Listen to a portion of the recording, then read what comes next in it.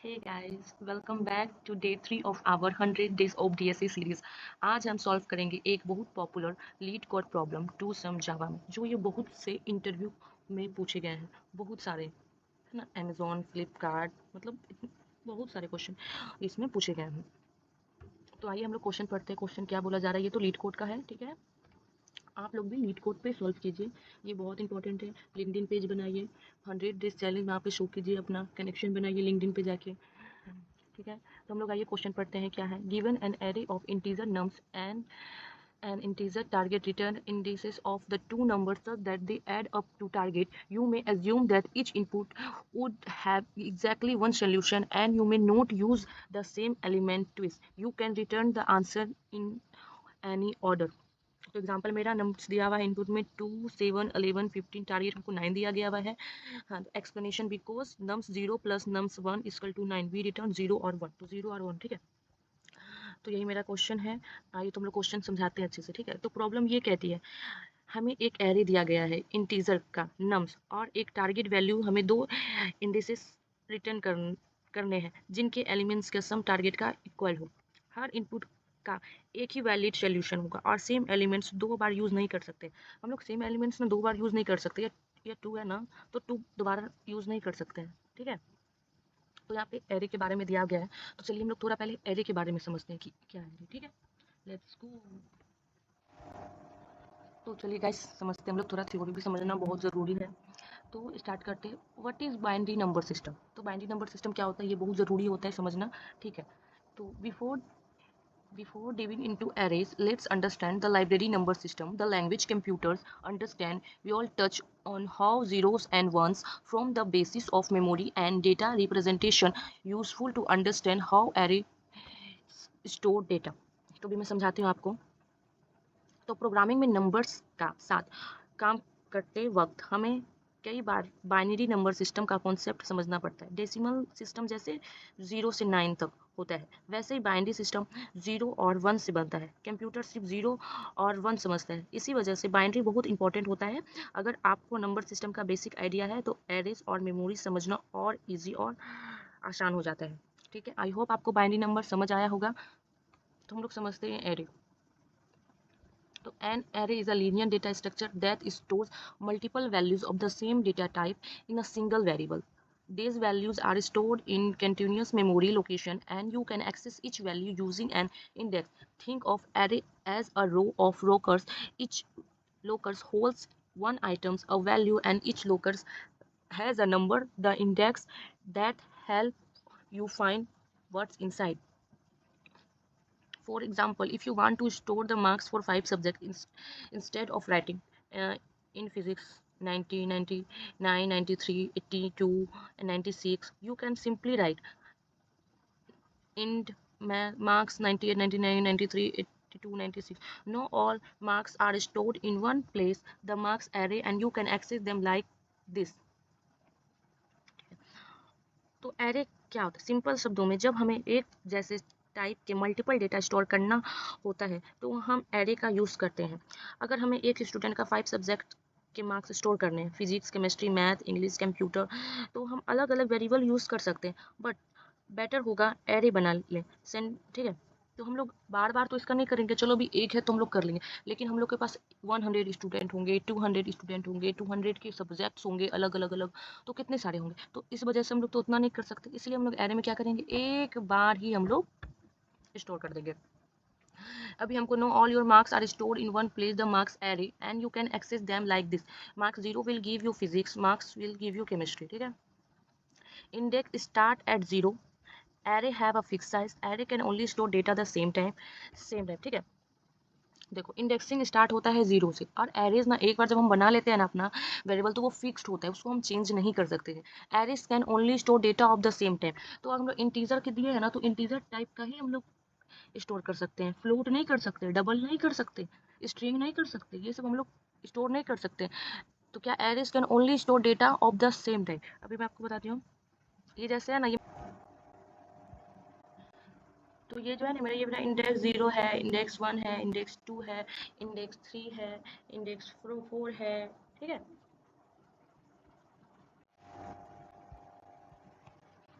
तो why do we use arrays, क्यों हम लोग यूज करते हैं एरेज? तो arrays are useful when working with largest data sets और collections of data. They help you write efficient, scalable and readable code. You can perform operation like looping, modifying values, finding max, minimum, sorting and searching. अब मुझे जैसे यहाँ पे code करना है, तो मैंने एक बार अपना इंटीजर बना लिया, ठीक है, एक बार क्या किया हम लोगों ने, अपना इंटीजर बना लिया, तो मेरा इंटीजर ना ये यहाँ पे आएगा, यहाँ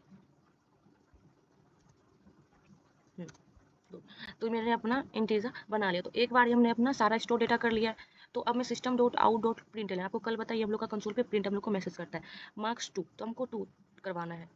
तो ये तो मेरा क्या हो गया, इंडेक्स मेरा उस टाइम आपको बताइए मेरा क्या हो गया, इंडेक्स 0 1 2, एक वेट करती हूँ यहाँ, तो मेरा क्या इंडेक्स 0 ये है, फिर ये मेरा क्या है, ये मेरा है इंडेक्स 1 इंडेक्स 2। तो यहाँ पे क्या दिया गया है आउटपुट, तो यहाँ पे हम क्या किए हैं मार्क्स 2 मेरे को प्रिंट करवाना है 2 सब्जेक्ट का, तो क्या यहाँ पे मेरा 90 है 3।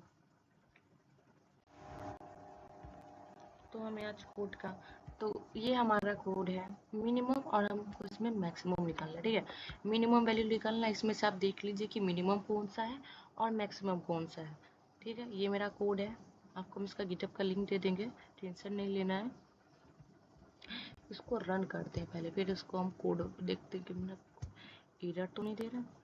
हाँ ये मेरा आ गया स्मॉलेस्ट नंबर 2 और लार्जेस्ट नंबर 99, तो यहाँ मेरा सही है, लार्जेस्ट नंबर मेरा 99 है और ये है मेरा स्मॉलेस्ट 2। तो ठीक है, चलिए इसको हम लोग अच्छे से समझते हैं कोड को। ये तो आपको हम बताए थे स्टार्टिंग में कि सबसे पहले एक पब्लिक क्लास बनाते हैं जिसके नाम में मिनिमम मैक्सिमम जावा में प्रोग्राम एक क्लास के अंदर होता है। ये कल भी आपको हम बताए थे, ये वाला लाइन प्रोग्राम में है ना, ठीक है। तो हम यहाँ, हाँ यहाँ हमने एक एरे बनाया है जिसमें कुछ इंटीजर्स है, इसमें हमें मिनिमम और मैक्सिमम नंबर ढूंढना है, इसी में ढूंढना है। तो एरे का फायदा क्या हुआ, यहाँ पे हम लोग एक बार ही स्टोर कर लें, ठीक है। अब हम लोग नेक्स्ट लाइन चलते हैं। हाँ ये अब ये दोनों लाइन पे आते हैं, हमें मिनिमम और मैक्सिमम दोनों एरो को एरे के पहले एलिमेंट से इनिशियलाइज करते हैं, एज्यूम करते हैं कि शायद वही स्मॉलेस्ट या लार्जेस्ट हो सकता है, तो इसीलिए हम लोग एक लूप चलाते हैं। अब लूप स्टार्ट करते ही इंडेक्स 1 से, क्योंकि इंडेक्स 0 का एलिमेंट तो हम ऑलरेडी कंसीडर कर चुके हैं, है ना। तो फिर हम लोग क्या करेंगे, अगर करंट एलिमेंट्स, अगर इसमें जो है अगर मेरा करंट एलिमेंट्स मिन से छोटा है तो उसको मैन में बना देते हैं, अगर अगर करंट एलिमेंट मैक्स से बड़ा है तो उसको मैक्स बना देते हैं, है ना। अब लूप खत्म होने के बाद हमें एग्जैक्ट स्मॉलेस्ट मिल चुका होगा, system dot out dot println smallest elements plus minimum system dot out dot println largest elements plus maximum, और एंड में आउटपुट प्रिंट कर देते हैं सबसे छोटा और सबसे बड़ा एलिमेंट्स।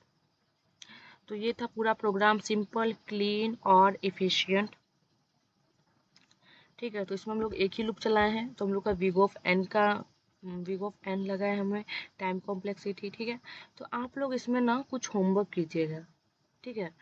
तो आपको होमवर्क क्या करना है, ट्राई करो कि अगर एरे एम्प्टी हो तो क्या करोगे, क्या ये कोड नेगेटिव नंबर से भी सही चलेगा, सेकेंड स्मॉलेस्ट और सेकेंड लार्जेस्ट कैसे निकालोगे, ये भी आप कर सकते हो ना। अगर जैसे कि स्मॉल मेरा यहाँ पे है स्मॉलेस्ट 2, तो सेकेंड स्मॉलेस्ट क्या होगा 10, है ना। सेकेंड लार्जेस्ट क्या होगा 89, है ना। तो आपको ये निकालना है, निकालिएगा, आप बनाइए और ये मेरे को कमेंट बॉक्स में आप लोग कीजिए, क्योंकि आप लोग पे तो बिलीव है नहीं, मुझे खुद पे भी बिलीव नहीं है, इसीलिए मैंने 100 डेज का चैलेंज किया है कि चलो किसी तरह कंप्लीट करूँगी तो कुछ अंडरस्टैंडिंग आएगा। और मेरे पास जो हम अपने सीनियर से ले रखे हैं, जिसको जो प्लेस्ड हो चुकी है कंपनी में, जिससे हम क्वेश्चन ले चुके हैं इतने सारे, तो सोचे क्यों ना आप लोग के साथ भी शेयर करें। तो आप लोग लिंक्डइन पेज बनाइए, वहाँ पे लोगों से कनेक्शन बनाइए, ठीक है। तो चलते अभी हम लोग लीड कोड पे अपना क्वेश्चन हम लोग सॉल्व करेंगे फटाफट, let's go.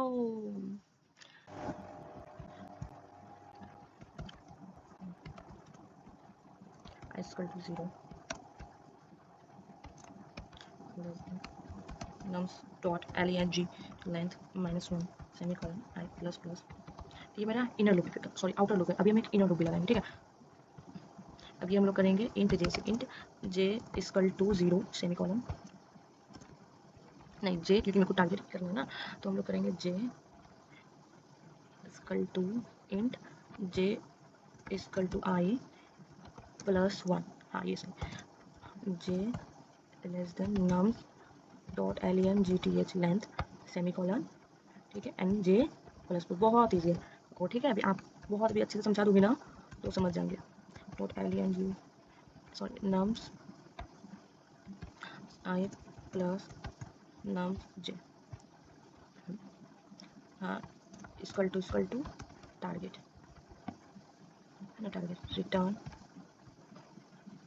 Return new int i comma j। अब इसको हम लोग रन करते हैं, पता नहीं एरर आएगा क्या गलती है।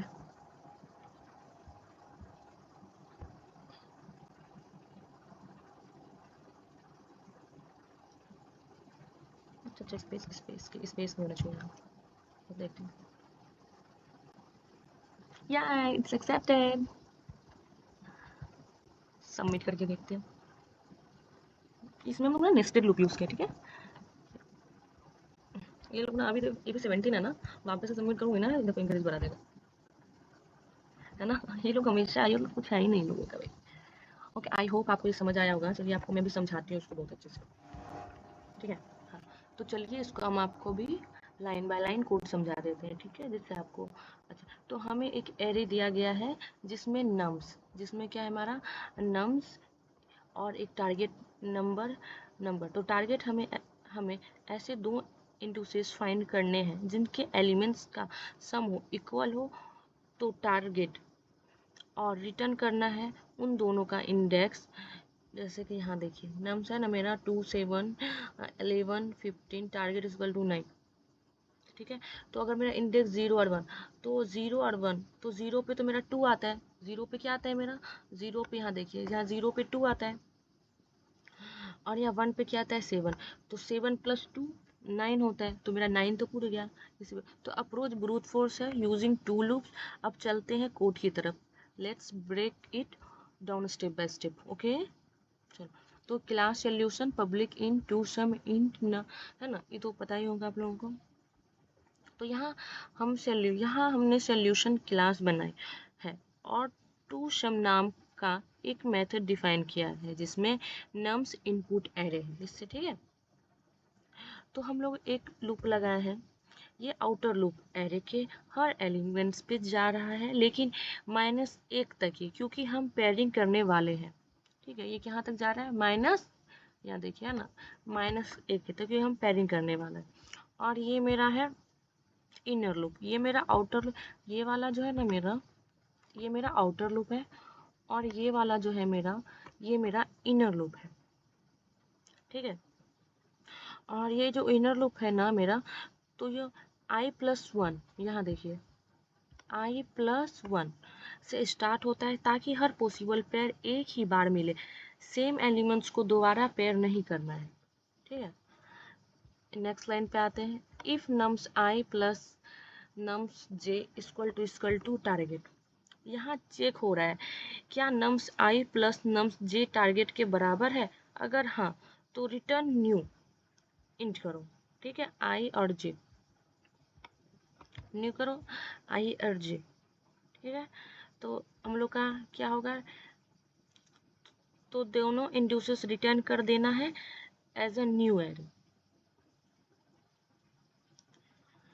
रिटर्न न्यू इन, ठीक है। तो अच्छा, अगर कोई वैलिड पेयर नहीं मिला तो एम्प्टी एरे रिटर्न करेंगे, अगर कोई वैलिड नहीं मिला तो हम लोग क्या करेंगे, एम्प्टी एरे रिटर्न करेंगे। तो ये था brute force solution for two sum. आगे की वीडियोस में हम इसका ऑप्टिमाइज सॉल्यूशन भी करेंगे यूजिंग हैश मैप, जो बिग ऑफ एन में काम करता है। सो स्टे ट्यून्ड, ठीक है। तो आपको होमवर्क मिला है, ठीक है। मल्टीपल आउटपुट्स पॉसिबल हो तो क्या करोगे? ये अगर इनपुट अनसॉर्टेड हो, ठीक है, तो हैश मैप यूज करना आता है तो ट्राई दैट टू। अगर वीडियो हेल्पफुल लगा हो तो लाइक करना मत भूलना, और ऐसे ही डीएसए सॉल्यूशन के लिए सब्सक्राइब करो चैनल को। मिलते हैं नेक्स्ट डीएसए चैलेंज में। Okay, let's bye. Homework complete करना, अगर होमवर्क कंप्लीट नहीं किया तो बात मत करना मेरे से कुछ। बाय।